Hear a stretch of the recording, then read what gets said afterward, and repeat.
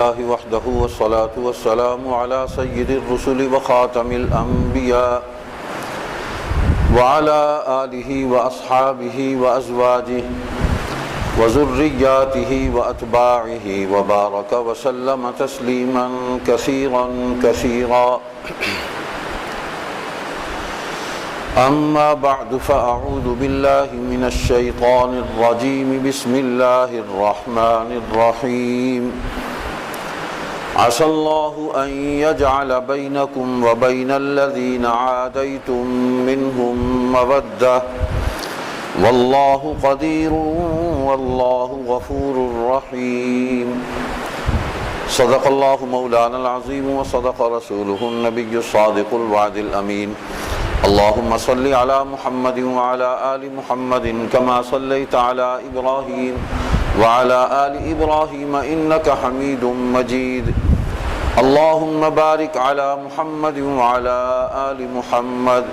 كما باركت على إبراهيم وعلى آل إبراهيم إنك حميد مجيد. بزرگوں، دوستوں، بھائیو، عزیزو، گزشتہ جمعے سورہ حدید کی آیت نمبر 10 لا يستوي منكم من انفق من قبل الفتح وقاتل، اس کی ذیل میں کچھ باتیں عرض کی تھیں کہ صحابہ کرام کا اللہ تعالیٰ نے قرآن کریم میں مقام متعین کر دیا، اور ان میں وہ لوگ جو فتح مکہ سے پہلے مسلمان ہوئے اور انہوں نے مال خرچ کیا اور اللہ کے راستے میں جہاد کیا، ان کا درجہ اونچا ہے ان لوگوں سے جنہوں نے مکہ فتح ہونے کے بعد اسلام قبول کیا، مال خرچ کیا اور اللہ کی راہ میں جہاد کیا. لیکن دونوں جماعتوں سے آخرت کے اندر مغفرت کا اور حسن معاملہ کا اللہ نے وعدہ کر لیا. اور پہلی جماعت جو ہے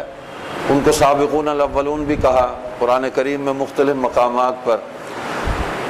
اسلام قبول کرنے میں ان کی سبقت اور اسلام کے لیے ہجرت، اللہ کی رضا کے لیے اور اللہ کے نبی صلی اللہ علیہ وسلم کی معیت میں ان کے حکم پر ان کی اطاعت اور فرما برداری میں وطن کو چھوڑا، مال کو چھوڑا، اثاثے چھوڑے، سب کچھ چھوڑا اور مدینہ طیبہ ہجرت کر گئے. تو اس لیے ان کا درجہ بعد والوں سے اونچا ہے. لیکن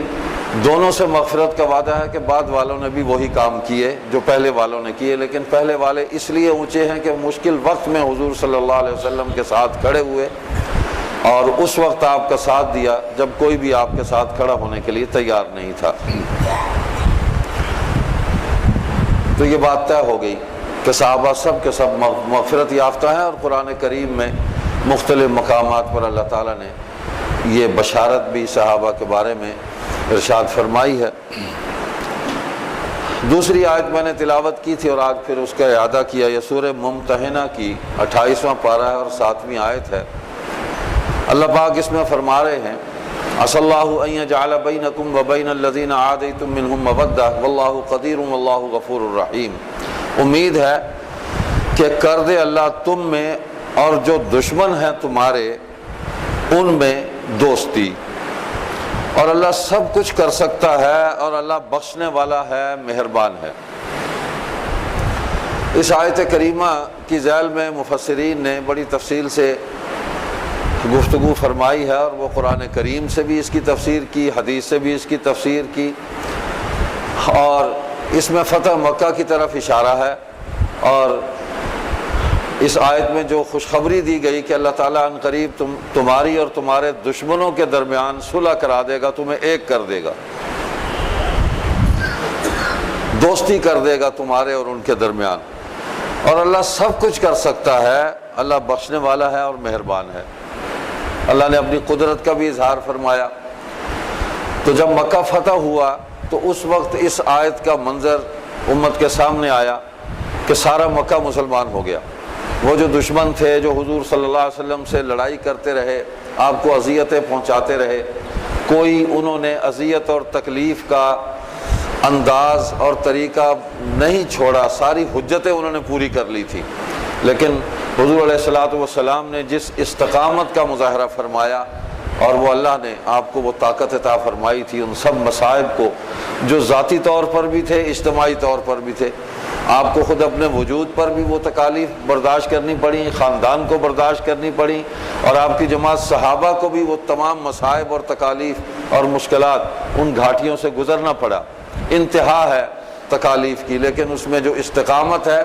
وہ اللہ کو بہت ہی پسند ہے، اور اللہ نے ان کو یہ توفیق عطا فرمائی صحابہ کو کہ وہ حضور کی معیت میں کھڑے ہو جائیں اور استقامت اختیار کریں۔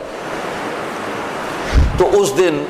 اس آیت کا جو عملی نمونہ ہے، عملی مظاہرہ ہے، وہ امت کے سامنے آ گیا کہ سب اکٹھے ہو گئے۔ اس دن طائف والے بھی مسلمان ہو گئے، ان کی اولادیں مسلمان ہو گئی، جن کے بارے میں حضور علیہ السلام نے فرمایا کہ میں ان کے لیے بد دعا نہیں کرتا، میں ان کے لیے عذاب نہیں مانگتا، ہو سکتا ہے ان کی اولادوں میں سے اسلام قبول کر لیں اور ہدایت پر آ جائیں، اللہ انہیں ہدایت دے دے۔ تو حضور نے صبر کیا، اور حضور صلی اللہ علیہ وسلم اپنی تمام صفات میں کمال پر تھے، اپنے اخلاق میں، اپنی شجاعت اور جرأت کے اندر، اپنے صبر کے اندر، اپنے علم میں، ہر اعتبار سے جو جو صفت اللہ نے عطا فرمائی بحیثیت ایک انسان کے، ہر صفت میں وہ سب سے اونچے درجے پر تھے۔ تو حضور کا صبر بھی بڑا کمال تھا۔ وہ ایسے ہی ہے جیسے قرآن کریم میں آیا تھا فَبِمَا رَحْمَةٍ مِّنَ اللَّهِ لِنْتَ لَهُمْ وَلَوْ كُنْتَ فَظًّا غَلِيظَ الْقَلْبِ لَانفَضُّوا مِنْ حَوْلِكَ فَاعْفُ عَنْهُمْ وَاسْتَغْفِرْ لَهُمْ وَشَاوِرْهُمْ فِي الْأَمْرِ فَإِذَا عَزَمْتَ فَتَوَكَّلْ عَلَى اللَّهِ کہ یہ تو اللہ کا فضل ہے کہ آپ طبیعت کے بہت ہی نرم واقع ہوئے ہیں، بہت ہی آپ کا دل جو ہے وہ نرم ہے، اس کے اندر سختی نہیں ہے، مزاج کے اندر تندی نہیں ہے، تیزی نہیں ہے، محبت ہے، اخلاق ہے، مودت ہے۔ یہ اللہ کا فضل ہے آپ پر خاص، یہ حضور علیہ السلام کو اللہ فرما رہے ہیں۔ اور اگر آپ کی طبیعت کے اندر کوئی تیزی ہوتی، غصہ ہوتا، غصہ تو تھا لیکن غصے کا اظہار ہوتا، اس میں شدت ہوتی، تو یہ جتنے لوگ ہیں جو آپ کے قریب اکٹھے ہو گئے، جمع ہو گئے، تتر بتر ہو جاتے، سب دوڑ جاتے آپ کو چھوڑ کے۔ تو آپ کا اخلاق اتنا اونچا ہے، آپ کی طبیعت اتنی اعلیٰ ہے، آپ کے رویے اتنے اچھے ہیں، آپ کے معاملات اتنے عالی شان ہیں کہ یہ لوگ آپ کو چھوڑ نہیں سکتے۔ تو بس ان سے غلطی ہو گئی، یہ احد کے حوالے سے کچھ صحابہ سے کوئی اونچ نیچ ہو گئی، لیکن ان کی نیت ٹھیک تھی، ان کے دل کے اندر کوئی گڑبڑ نہیں تھی۔ تو اللہ فرما رہے ہیں ان کو معاف کر دیں، فاعف عنہم واستغفر لہم، ان کے لیے استغفار کریں، وشاورہم فی الامر، یہ آ جائیں نا تو بس ان کو قریب کر لیں، پھر ان سے مشورہ کر لیں، اپنے کاموں کے اندر ان سے مشورہ کیا کریں، اور جب کسی مشورے پر آپ اکٹھے ہو جائیں، فیصلہ کر لیں، تو پھر فَإِذَا عَزَمْتَ فَتَوَكَّلْ عَلَى اللَّهِ، پھر اللہ پر توکل کر کے اس پر عمل درآمد شروع کر دیں۔ تو حضور کی طبیعت تو تھی ہی محبت والی، وَمَا أَرْسَلْنَاكَ إِلَّا رَحْمَةً لِلْعَالَمِينَ، دونوں جہانوں کے لیے آپ کو رحمت بنا کر بھیجا گیا۔ تو وہ اس وقت بھی حضور صلی اللہ علیہ وسلم کے دروازے پر جب وہ صحابہ آئے، کچھ دیہاتی تھے، اور انہوں نے آ کر دوپہر کے وقت آواز دے دی، دروازہ بھی کھٹکھٹایا، اور یا محمد اس طرح کہہ کے اونچی آواز سے پکارا اور کہا کہ باہر آئے، ہم آپ سے ملنے کے لیے آئے ہیں۔ تو حضور صلی اللہ علیہ وسلم باہر تو تشریف لے آئے، طبیعت پر بہت اثر ہوا، غصہ بھی آیا کہ آرام کا وقت، ابھی میں لوگوں سے مل کر گیا ہوں اور صبح سے بیٹھا ہوا تھا، لیکن ان کو اتنا خیال نہیں ہے، پھر مجھے بلایا کس طرح انہوں نے۔ تو حضور تو صبر کر گئے، اپنی اسی نرم طبیعت کی وجہ سے حضور صبر کر گئے، لیکن اللہ تعالیٰ کو یہ بات جو ہے یہ بڑی ناگوار گزری، اور اللہ نے حضور کی طرف سے جواب دیا پھر کہ ان کو پتہ کچھ نہیں ہے، بیچاروں کو ہے دیہاتی۔ تو پھر ان کو بھی کہا کہ جب نبی کے دروازے پر آؤ تو اس طرح ان کو مت پکارو جس طرح آپس میں ایک دوسرے کو تم بلاتے ہو، کوئی فلاں اوے فلاں ادھر آؤ بات سنو، اس طرح نبی کو مت پکارو، یہ جائے ادب ہے، اور وقت کا خیال کیا کرو۔ ایسے وقت میں جب وہ آرام کر رہے ہوں تو اس طرح، اور تمہارے اگر تم یہ کرو گے تمہارے اعمال جو ہیں، نیکیاں تمہاری برباد ہو جائیں گی، تمہیں پتہ بھی نہیں چلے گا، ساری نیکیاں تمہاری برباد ہو جائیں گی اگر حضور صلی اللہ علیہ وسلم کو اس طرح آئندہ تم نے بلایا تو۔ یہ حضور کا صبر تھا، حضور کی طبیعت کے اندر جو نرمی تھی، اللہ تعالیٰ نے یہ خاص فضل فرمایا۔ حضور اپنی امت کے لیے ہمیشہ اللہ سے رحمت مانگتے رہے، مغفرت مانگتے رہے، اپنے صحابہ کے بارے میں اللہ سے مغفرت مانگتے رہے، حضور صحابہ کے لیے دعائیں کرتے رہے، اللہ نے وہ دعائیں قبول کر لی، اور صحابہ کو استقامت عطا فرمائی، اور اللہ نے ان کو معاف فرما دیا۔ تو اس میں مکہ فتح ہوا تو نبی علیہ السلام نے پھر سب کو معاف کر دیا، یعنی وہاں انتقام کی کوئی بات ہی نہیں تھی، سارے پچھلے جتنے مظالم تھے حضور نے سب بھلا دیے کہ یہ بچ جائیں جنت میں آ جائیں، جہنم سے بچ جائیں۔ پھر ابو جہل کے بیٹے بھی آ گئے، پھر ابو جہل کا بیٹا اس کی بہو آ گئی، وہ ہمارے لیے حضرت اکرمہ بن گئے۔ پھر ابو لہب کے بیٹے آ گئے، عتبہ، عتیبہ، معتب۔ عتیبہ تو حضور کی بد دعا کا شکار ہوا، عتبہ اور معتب ان دونوں کو بلوایا حضور نے، حضرت عباس کو بھیج کے اپنے چچا کو کہ ان کو بلاؤ، میں نے ان کے لیے اللہ سے دعا مانگی تھی۔ تو ان کو وہ آئے اور انہوں نے اسلام قبول کر لیا۔ ابو لہب کی ساری اولاد مسلمان ہوگی، بیٹیاں مسلمان ہو گئیں۔ ابو سفیان اور اس کا سارا گھرانہ مسلمان ہو گیا، وہ بھی آ گیا جس نے حضور صلی اللہ علیہ وسلم کی بیٹی سیدہ زینب کو تیر مارا تھا اور اس کے قتل کا حکم تھا، لیکن جب حضور کی بارگاہ میں پہنچ کر اس نے فوراً اشہد ان لا الہ الا اللہ پڑھا تو حضور نے اس کو بھی معاف کر دیا۔ حضور نے سب کو معاف کیا، سب کو معاف کیا۔ کس لیے معاف کیا؟ کہ یہ سارے اللہ کے فرما بردار بندے بن جائیں اور یہ سارے اسلام کی روشنی میں آ جائیں، یہ سارے جنت کے حقدار بن جائیں اور میری شفاعت کے مستحق بن جائیں۔ حضور نے اس لیے سب کو معاف کیا، اور یہ خاص صفت تھی رحمت کی۔ تو نبی اکرم صلی اللہ علیہ وسلم کے سارے صحابہ کے اندر یہ صفات اپنے اپنے ظرف کے مطابق منتقل ہوئی ہیں۔ جو جتنا قریب تھا اس کو زیادہ روشنی ملی، جو دور تھا اس کو جتنی روشنی ملی اس نے اسی کی حفاظت کی اور اس کو غنیمت جانا اور زندگی کے لیے اس کو متاع عزیز سمجھا، اس کی حفاظت کی، اس پر استقامت اختیار کی۔ تو میں نے عرض کیا تھا کہ حضرت معاویہ رضی اللہ تعالیٰ عنہ بھی فتح مکہ کے موقع پر مسلمان ہوئے، کارنامے تو بے شمار ہیں ان کے، ختم ہونے میں نہیں آتے۔ بالکل اسی طرح جس طرح حضرت عباس رضی اللہ تعالیٰ عنہ بھی حضور کے چچا ہیں، انہوں نے اعلان فتح مکہ کے موقع پر اسلام کی قبولیت کا کیا۔ حضرت معاویہ نے بھی فتح مکہ کے موقع پر اسلام کی قبولیت کا اعلان کیا۔ حضرت عباس بدر کے بعد مسلمان ہو گئے تھے، قلبی طور پر مسلمان ہو گئے تھے، لیکن اعلان انہوں نے فتح مکہ کے موقع پر کیا۔ اللہ کی حکمت یہی تھی کہ اس میں اور نہ فتح، خاندان کے اور لوگ قریب آ گئے، اس میں کام چلتا رہا۔ تو حضرت معاویہ بھی صلح حدیبیہ کے موقع پر انہوں نے اسلام قبول کیا 6 ہجری میں، اور 7 ہجری میں حضور صلی اللہ علیہ وسلم کے بال مبارک تراشے جب آپ عمرہ کرنے تشریف لائے، اور پھر جب مکہ فتح ہوا تو اس وقت پھر انہوں نے بھی اعلان کر دیا، اس لیے کہ ان کا باپ، ان کے بھائی، ان کی والدہ، خاندان کے سارے لوگ مسلمان ہو گئے۔ اور اس وقت سیدہ ہند جو والدہ ہیں حضرت معاویہ رضی اللہ تعالیٰ عنہ کی، تو انہوں نے جب اسلام قبول کیا تو بیعت کرتے ہوئے حضور صلی اللہ علیہ وسلم نے جب یہ وعدہ لیا کفر کا، شرک کا، اس سے توبہ کا، سارے گناہوں سے توبہ کا وعدہ چلتا رہا، تو فرمایا کہ یہ وعدہ بھی کرو زنا نہیں کروں گی، تو اس نے چادر چھوڑ دی۔ اس نے کہا یا رسول اللہ آپ تصور کر سکتے ہیں کہ کوئی شریف عورت جو ہے وہ یہ زنا کر سکتی ہے، بدکاری کی طرف جا سکتی ہے، آپ مجھ سے کیا وعدہ لے رہے ہیں؟ لیکن یہ اللہ کا امر تھا کہ انسان ہے، شیطان اس کو بہکا سکتا ہے، وہ شیطان کے جال میں پھنس سکتا ہے، وعدہ نبی کے سامنے ضروری ہے۔ تو پھر وعدہ کیا، پھر یہ بھی کہا یا رسول اللہ کہ آپ نے ہمارے بڑے مارے احد میں، بدر میں ہمارے خاندان کے بڑے لوگ قتل ہوئے، تو آج ہمیں دکھ ہے، ہم نے اس لیے تو نہیں پالے تھے کہ وہ جوان ہوں اور وہ آپ کے ساتھیوں کے ہاتھوں وہ قتل ہوں۔ تو نبی علیہ الصلوۃ والسلام نے اس بات کو سنا، اس لیے کہ وہ بھی دکھی تھی، تو اپنے دکھ کا بھی تھوڑا سا اظہار فرمایا کہ تم نے بھی تو ہمارے بڑے مارے تھے، بڑے جگردار لوگ تھے، تو ایسے ہی ہے، میں بھی ان کا غم نہیں بھول سکتا۔ تو کہنے لگی کہ جب تک میں مسلمان نہیں ہوئی تھی تو میرے دل کے اندر یہ ہر وقت یہ بات ہوتی تھی کہ دنیا کی ہر تکلیف آپ کو پہنچے، اس قدر میرے اندر بغض تھا میرے دل کے اندر۔ لیکن آج مسلمان ہوئی ہوں تو دل ایسا صاف ہوا ہے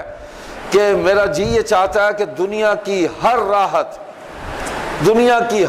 راحت، ہر خوشی، ہر مسرت وہ اللہ آپ کو دے دے۔ میرے دل میں اتنی صفائی آ گئی ہے، یہ ہے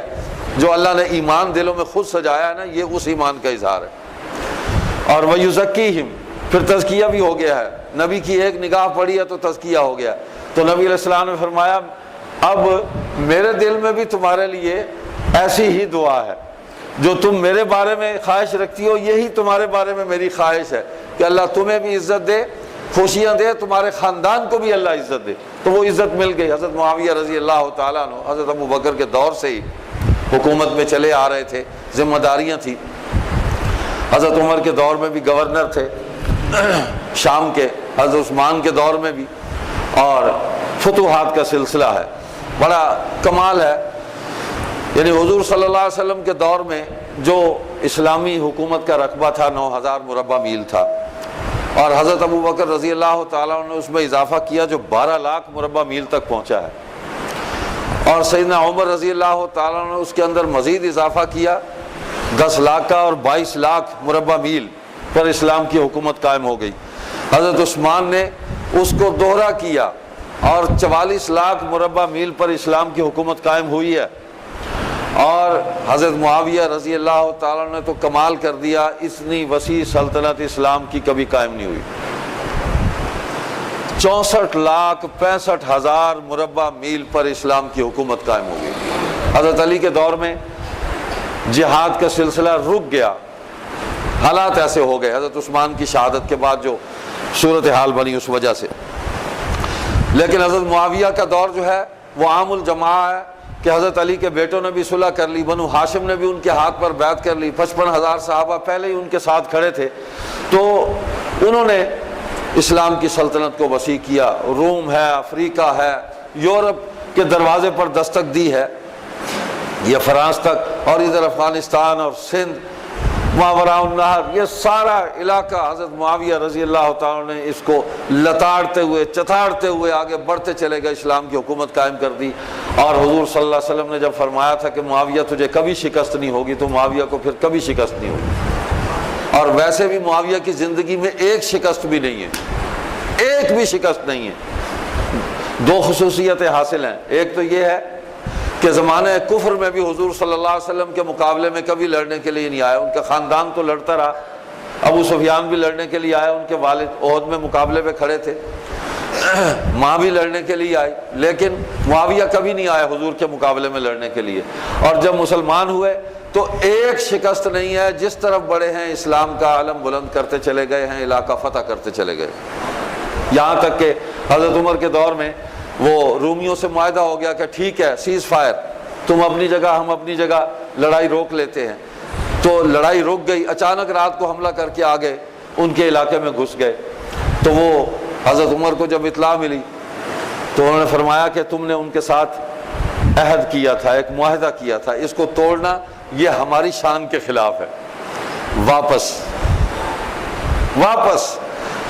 یہ دھوکہ۔ انہوں نے کہا امیر المومنین جنگ تو ہوتی دھوکہ، انہوں نے کہا نہیں، اس میں تم نے معاہدہ کیا، اور وہ مطمئن ہو گئے کہ اب تم حملہ نہیں کرو گے، لیکن تم نے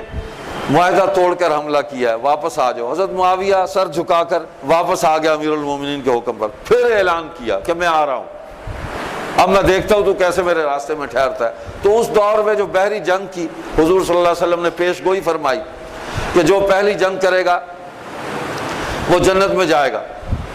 تو اس کے پہلے مصداق جو ہیں وہ حضرت معاویہ رضی اللہ تعالیٰ عنہ۔ آپ حیران ہوں گے کہ روم اس وقت کی سپر پاور تھی، اور تمام یورپین ممالک جو ہیں وہ اس کے قبضے میں تھے، اور اس وقت وہ بحری قوت بھی بہت بڑی تھی۔ حضرت معاویہ نے اس کے مقابلے میں جو بحری بیڑا تیار کیا، 400 جہاز اس بیڑے کے اندر تھے، 400 جہاز، اور اس کی سلطنت کی اینٹ سے اینٹ بجا دی، اور وہاں پہنچ گئے، اور اس حدیث کے، اس خوشخبری کے آپ جو ہیں اس کے مصداق بن گئے، اور جنت میں تو ویسے ہی جانا تھا۔ حضور فرما رہے ہیں یبعث اللہ معاویہ یوم القیامت وہو رداء من الایمان، کہ قیامت کے دن معاویہ اس طرح آئے گا کہ اس کے اوپر ایمان کی چادر ہوگی۔ ایک حدیث نہیں ہے، بہت ساری احادیث ہیں، اللہ اکبر۔ تو حضرت معاویہ رضی اللہ تعالیٰ نے جلیل القدر صحابی ہیں، ہم کسی بھی صحابی کو تاریخ سے نہیں سمجھتے، قرآن اور حدیث سے سمجھتے ہیں کہ قرآن صحابہ کے بارے میں کیا فرما رہا ہے، اور حضور صلی اللہ علیہ وسلم صحابہ کے بارے میں کیا فرما رہے ہیں۔ درجات بیٹھ کر ہم متعین کرنے لگ گئے، ان کی خطائیں شمار کرنے لگ گئے۔ وہ جو پہلی آیت میں نے پڑھی جس میں فتح مکہ سے پہلے اور بعد والوں کا ذکر ہے، اس کے آخر میں اللہ فرماتے ہیں واللہ بما تعملون خبیر، یعنی پہلے بھی جو تھے انہوں نے خرچ کیا، جہاد کیا، جو بعد میں آئے انہوں نے بھی خرچ کیا اور جہاد کیا، لیکن سب سے میں نے حسن آخرت کا وعدہ کیا، لیکن جو کچھ تم کرتے ہو اس سے میں باخبر ہوں۔ کیا مطلب؟ مفسرین نے لکھا کہ کتنا اخلاص ہے تمہارے اندر، اس اخلاص کا جو بدلہ میں نے دینا ہے وہ میں جانتا ہوں، اس کے مطابق تمہارے درجات جو اعمال کے ہیں اور جنت کے تمہارے درجات میں نے متعین کیے ہیں۔ تو آج جب لوگ بیٹھ کے صحابہ کے درجات متعین کرنے لگ گئے ہیں، حالانکہ اپنی فکر نہیں، پتہ نہیں ہم کہاں ہوں گے، اپنا پتہ نہیں ہے ہمیں کہ ہم کہاں ہوں گے، ہمارا کیا حال ہوگا، کیا ٹھکانہ ہوگا، لیکن صحابہ کے درجات متعین کر رہے ہیں، اس سے یہ خطا ہوئی، یہ خطا ہوئی۔ تو کوئی مسئلہ ایسا نہیں ہے جس کا حل علماء نے پیش نہ کیا ہو، محدثین نے اور مفسرین نے۔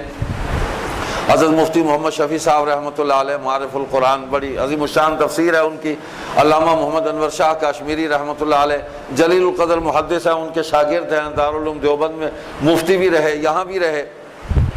مولانا تقی عثمانی کے والد ماجد ہیں۔ تو انہوں نے قرآن کریم کی آیت وَلَا تَكُونُوا كَالَّذِينَ تَفَرَّقُوا وَاخْتَلَفُوا مِن بَعْدِ مَا جَاءَهُمُ الْبَيِّنَاتُ وَأُولَٰئِكَ لَهُمْ عَذَابٌ عَظِيمٌ، اس کی ذیل میں لکھا ہے کہ یعنی تم ایسے نہ ہو جانا، آپس میں تفرقہ مت ڈالنا، منتشر اور متفرق نہ ہو جانا۔ اللہ کی آیات، اس کی نشانیاں، حق تمہارے سامنے ظاہر ہو گیا، پھر تم اس کے ہوتے ہوئے آپس میں منتشر ہو جاؤ، ورنہ اللہ کا عذاب آئے گا، تم پر اس کے شکار ہوگے، اللہ کی ناراضی کے شکار ہو جاؤ گے۔ تو اس کی ذیل میں وہ لکھتے ہیں کہ حدیث میں جیسے آتا ہے کہ اگر دو مسلمانوں میں کسی مسئلہ پر اختلاف ہو جائے، لڑائی ہو جائے، تو ان میں سے اجتہاد کرتے ہیں دونوں، اور دونوں اپنے اپنے موقع پر کھڑے ہوتے ہیں۔ اگر کسی کا اجتہاد نتائج کے اعتبار سے غلط ہو جائے تو اس کو کہتے ہیں کہ اس سے خطا ہو گئی، اور اس کو اللہ تعالیٰ ایک ثواب دیں گے، اور جو اجتہاد کے اندر اپنے نتائج کے اعتبار سے صحیح رہا اس کو اللہ تعالیٰ دوہرا اجر دیں گے، اس کو مصیب کہتے ہیں۔ تو ملے گا دونوں کو اجر، اس لیے کہ دونوں کی نیت ٹھیک ہے، تو دینے والا اللہ ہے۔ تو انہوں نے لکھا، علامہ انور شاہ کاشمیری رحمۃ اللہ علیہ فرماتے ہیں کہ یہ فیصلہ ہم کر ہی نہیں سکتے کہ حضرت علی اور حضرت معاویہ کے آپس میں اختلاف میں کون حق پر تھا اور کون جو ہے وہ خطا پر تھا، یہ تو ہمارا حق ہی نہیں ہے، نہ ہم اس وقت موجود تھے، نہ حضرت علی نے ان کے بارے میں یہ فرمایا کہ وہ خطا پر ہیں، تو ہم کیسے کہہ سکتے ہیں۔ دوسری بات یہ ہے کہ یہ جو میں نے عرض کیا، واللہ بما تعملون خبیر، کہ اللہ جو کچھ تم کرتے ہو جانتا ہے، اس کے مطابق تمہارے ساتھ معاملہ کرے گا۔ تو حضرت شاہ صاحب فرماتے ہیں کہ اللہ تعالیٰ نے جو خطا پر تھا اس کو ایک اجر دے دیا، یہ تو فیصلہ ہو گیا، دونوں اس دنیا سے چلے گئے، علی بھی چلے گئے، معاویہ بھی چلے گئے، اور جو صحیح تھا جس کا اجتہاد اس کو دوہرا ثواب مل گیا۔ یہ معاملہ تو قیامت کے دن بھی نہیں کھلے گا۔ ہم کیسے کہہ سکتے ہیں کہ فلاں غلط تھا؟ ہم نہیں کہہ سکتے، اس لیے کہ ادھر بھی صحابہ ہیں، ادھر بھی صحابہ ہیں، درمیان میں جو مسئلہ ہے وہ قصاص عثمان کا ہے کہ حضرت عثمان کو ظلماً شہید کیا گیا، ان کو قتل کیا گیا گھر کے اندر، انہوں نے ہتھیار بھی نہیں اٹھایا، امیر المومنین کو گھر میں قتل کیا گیا، تو ان کا بدلہ لیا جائے، قصاص لیا جائے۔ تو معاویہ وارث تھے، انہوں نے مطالبہ کیا، ام المومنین عائشہ ساتھ تھی، تو ہم بیٹھ کے کہیں کہ عائشہ خطا پہ ہے، معاویہ خطا پہ ہے،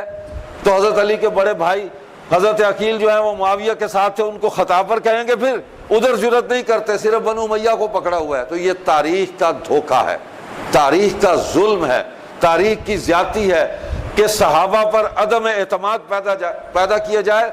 کسی ایک صحابی پر بھی عدم اعتماد آپ کر بیٹھے تو عدم اعتماد کا دروازہ کھل جائے گا، تنقید کا دروازہ کھل جائے گا، پھر آپ آگے بڑھتے چلے جائیں گے، شیطان آپ کو راستہ دے گا آگے۔ تو معاویہ راستہ ہیں، دروازہ ہیں صحابہ کا، یہی روک لو سب کو۔ امام سید ابو معاویہ ابو ذر بخاری رحمۃ اللہ علیہ یہی فرمایا کرتے تھے کہ صحابہ کا دروازہ ہیں سیدنا معاویہ رضی اللہ تعالیٰ عنہ۔ ان کو جتنی گالیاں پڑتی ہیں، لوگ اپنی عاقبت خراب کرتے ہیں، کرتے رہے، تم یہی ان کو روک لو، آگے نہ بڑھنے دو کہ وہ علی کی طرف جائیں، وہ عثمان کی طرف بڑھیں، عمر کی طرف، ابو بکر کی طرف بڑھیں، یہی ان کو روک لو۔ تو ہم یہی روکتے ہیں۔ درجہ یقیناً ابو بکر و عمر و عثمان و علی کا بڑا ہے ان سے، اور نہ معاویہ نے کبھی ان درجات کا انکار کیا ہے، وہ ہمیشہ ان کے معترف رہے اور ان کے بلکہ ان کی اتباع کرنے والوں میں رہے، ان کے فرما بردار رہے۔ تو یہ کچھ باتیں تھیں کہ ہم کسی کو خطا پر نہیں کہہ سکتے کہ اجتہادی، ہاں مجتہد تو مجتہد کو خطا وار کہے گا، تو صحابہ تو مجتہد تھے، انہوں نے جب نہیں کہا تو ہم کیسے کہیں؟ ہم تو مجتہد ہی نہیں ہیں، غیر صحابی بھی ہیں، امتی ہے، تابع بھی نہیں ہیں، تو یہ حق کسی تابعی کو بھی نہیں ہے کہ وہ صحابہ کو تنقید کا نشانہ بنائے۔ فَإِنْ آمَنُوا بِمِثْلِ مَا آمَنْتُمْ بِهِ فَقَدِ اهْتَدَوْا، اللہ نے ان کے ایمان کو مثال بنایا کہ اس کے پیچھے چلو۔ آخری بات کہ معراج کا واقعہ پیش آ گیا، اللہ تعالیٰ نے بہت بڑی عظمت عطا کی حضور صلی اللہ علیہ وسلم کو، جو سابقہ انبیاء میں سے کسی کو بھی اتنی بڑی عظمت نہیں ملی۔ لیکن آج ہم دیکھ رہے ہیں کہ ہم رسموں میں الجھ گئے۔ اب رجب کا مہینہ آیا تو معراج شریف کا کام شروع ہو گیا، پہلے کنڈے چلتے رہے، اب معراج کا کام شروع ہو جائے گا۔ پھر اس میں اپنی مرضی کے ہم نے اعمال بنا لیے، بھائی اس کی کوئی تاریخ متعین نہیں ہے، اس پر اختلافی اقوال ہیں۔ جب صحابہ نے ان ایام میں کچھ نہیں کیا، جو دین کو صحیح طریقے سے سمجھنے والے تھے، جاننے والے تھے، اس پر عمل کرنے والے تھے، اجماع امت وہی ہے جس پر صحابہ اکٹھے ہوئے، تو صحابہ حضور علیہ السلام کے فرمان کے مطابق کبھی گمراہی پر اکٹھے نہیں ہوں گے، اور میری امت بھی کبھی گمراہی پر اکٹھی نہیں ہوگی۔ تو جناب والا یہ ہم نے رسمیں بنا لی ہیں، روزے رکھو، نفلیں شروع کر دو، یہ کر دو۔ او بھائی یہ تو روز کا کام ہے، آپ نفل پڑھ لو، روز پڑھ لو، جب موقع ملے پڑھ لو۔ ہر عمل کے ساتھ کوئی نہ کوئی سنت موجود ہے، ہم اس سنت کو تو اختیار کرنے سے بھاگتے ہیں، دوڑتے ہیں، شیطان نے ہمیں دور کر دیا، لیکن نئے نئے کام ہم ایجاد کرتے ہیں۔ ہم نے مغفرت اور بخشش کے شارٹ روٹس ہم نے تلاش کیے ہیں، اور جو اپنی مرضی سے ہم نے روٹس بنائے ہیں، نہیں ہے یہ روٹس صحیح، غلط ہیں جو ہم نے بنائے ہیں۔ ہم کیا، ہماری عقل کیا، ہمارا شعور کیا، ہمارا علم کیا، ہمارا فہم کیا، ہماری تحقیق کیا، ہم ہوتے کون ہیں دین کے اندر مداخلت کرنے والے؟ کیا اوقات ہے ہماری؟ کوئی بڑے سے بڑا آدمی آ جائے، دین کا جو معاملہ طے ہے، جس پر امت اکٹھی ہے، 1400 سال سے امت کا اجماع ہے، اس کو آپ نہیں چھیڑ سکتے۔ ہاں آپ انتظامی معاملات ہیں، عصری مسائل ہیں، اس پر اجتہاد ہے، لیکن اجتہاد بھی ہر آدمی کرے گا کھڑے ہو کے؟ بازار میں ہر آدمی چلنے پھرنے والا جس کے جو جی میں آئے وہ دین کے مسائل کے اندر اپنی رائے دے اور مجتہد بن کر بیٹھ جائے، بیڑا غرق ہو جائے گا دین کا۔ نہ اس کو قرآن کا پتہ، نہ حدیث کا پتہ، نہ اس کو فقہ کا پتہ، اس کو تو اجتہاد کا لفظ بھی صحیح طریقے سے اس کو بولنے کا اس کو طریقہ اور سلیقہ نہیں آتا، اس کا معنی مفہوم نہیں جانتا، وہ دین پر بیٹھ کر اگر رائے زنی کرے گا، حد ہو گئی۔ آپ اپنے ذاتی مسائل میں، گھریلو مسائل میں بچوں کو بڑے نہیں بولنے دیتے، کہتے ہیں کہ بھئی تمہیں پتہ ہی نہیں ان باتوں کا، نہ تم خاندان کے پس منظر کو جانتے ہو، نہ بڑوں کو جانتے ہو، نہ ان مسائل کا تمہیں علم ہے، دو باتیں سن کے اس کے اندر تم اپنی رائے دینے لگے ہو، خاموش ہو جاؤ۔ تو نبی علیہ السلام نے ہمیں حکم دیا، اذا ذکر القدر فامسکوا واذا ذکرت النجوم فامسکوا واذا ذکر اصحابی فامسکوا ایاکم وما شجر بین اصحابی۔ ستاروں کا ذکر چھڑ جائے چپ ہو جاؤ، تقدیر کا ذکر چھڑ جائے چپ ہو جاؤ، میرے صحابہ کا ذکر چھڑ جائے چپ ہو جاؤ، ان کے درمیان جو کچھ ہوا اس میں بھی خاموشی اختیار کرو، تمہارا کوئی معاملہ نہیں۔ بس ہم خاموش ہیں، ہم ان سب کی عزت کرتے ہیں، وہ سب ہمارے، ان کی محبت ہمارے ایمان کا حصہ ہے، بس اتنی سی بات ہے۔ ان رسموں سے بچیں، یہ جو ہم نے خود ساختہ رسمیں بنائی ہوئی ہیں، ان کا کوئی یہ دین کے اصل اعمال سے امت کو ہٹانے، دور کرنے، گمراہ کرنے، بدعات اور سیئات کے اندر امت کو مبتلا کرنے کی شیطانی یہ چال ہے، سازش ہے کہ اصل دین کے اصل سے ہٹا دیا جائے۔ آپ مطلب 27 رجب کو ساری رات عبادت کر لیں، پھر سارا سال نماز پڑھنے کی بھی ضرورت نہیں ہے، یہ ہے اصل تھنکنگ اس کے پیچھے۔ تو جناب والا رسموں سے اللہ ہمیں بچائے اور صحابہ کی سچی محبت نصیب فرما دے۔ سبحانک اللہم و بحمدک، نشہد ان لا الہ الا انت، نستغفرک و نتوب الیک۔